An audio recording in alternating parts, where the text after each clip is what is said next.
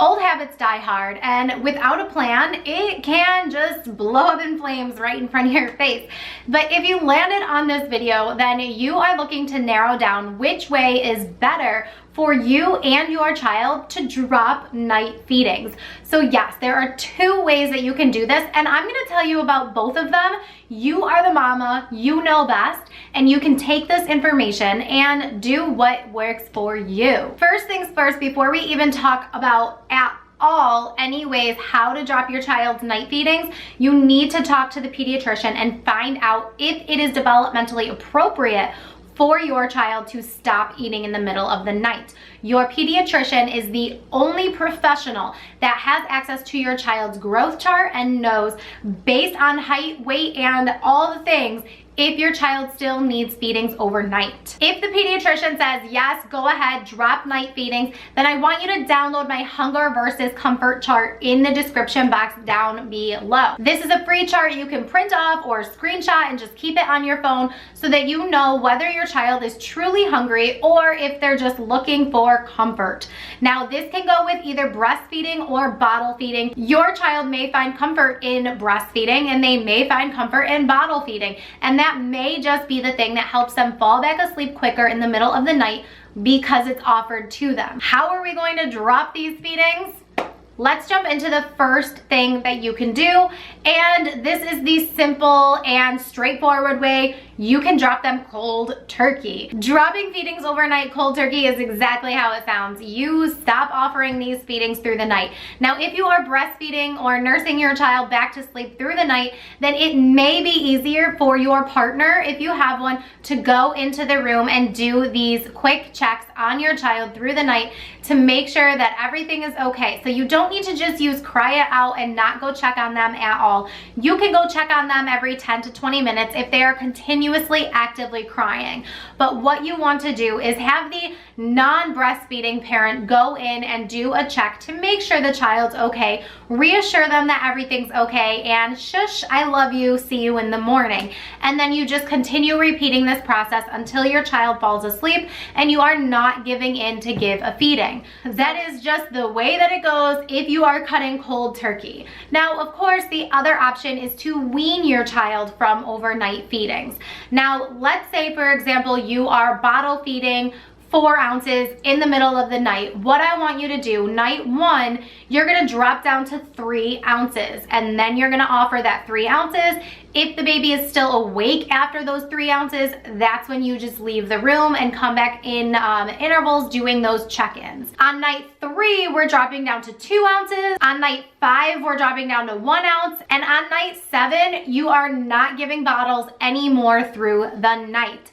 That is when you are going to jump into that cold turkey mode, but obviously we've weaned and we've prepared your child for this, but you are just going to do those pop-in checks every so often if your child is actively crying. Now, I've said that twice, if your child is actively crying. So that means if your child is just awake and they're babbling, talking, kind of whining here or there, you don't need to go in and check on them. They are soothing themselves. Let them be independent. You're probably wondering, well, I'm nursing. How do I wean when I'm nursing? Now, what I want you to do is look at how long you are nursing every single feeding. I know that may be a little bit more impossible if you are a co-sleeping family. I want you to actually make an effort before you ever even try to cut the feedings. I want you to make an effort to just look at the clock and notice how long you're feeding before your baby falls back asleep. We are going to drop the amount of time that you're feeding every few nights, just like we were doing with a bottle. So instead of doing ounces, we're doing minutes. So if you're feeding for 10 minutes, you're dropping it down to 8. And then 2 nights later, you're dropping it down to 6. And then, you know, so on and so forth.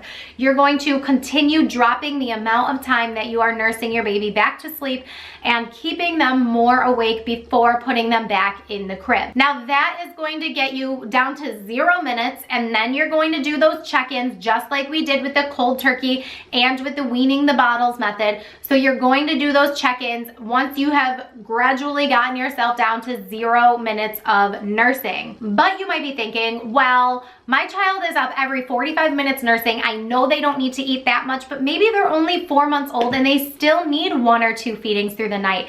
that's fine.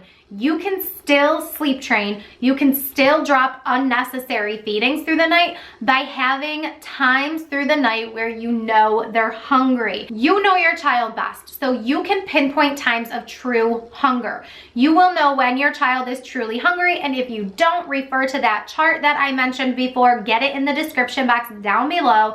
It will go straight to your inbox. But once you pinpoint those times, those are the times where you're still offering a feeding, whether it's nursing, whether it's bottle feeding, no matter what it is, those are the only times in the middle of the night that you are still offering a feeding. And then every other time throughout the night, you are using a sleep training method. Whether it's the pick up, put down sleep training method, more on that in this video right here, or whether it is a quick checks method, more on that method right here.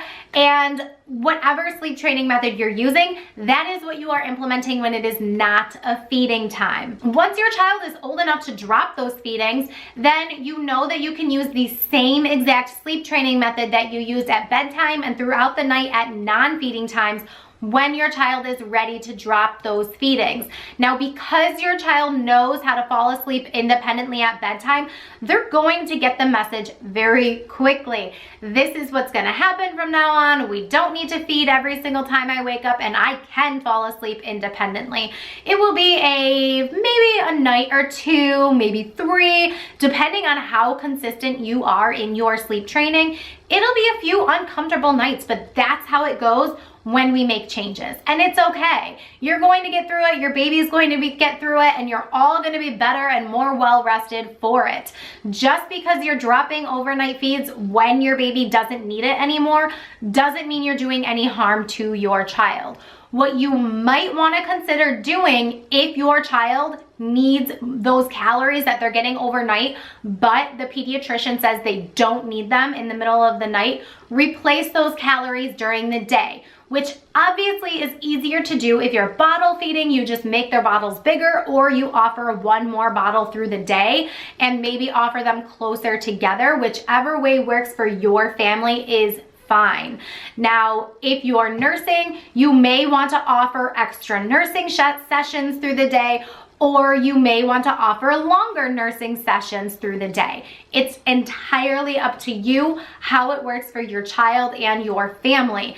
I do want you to consider any reflux issues.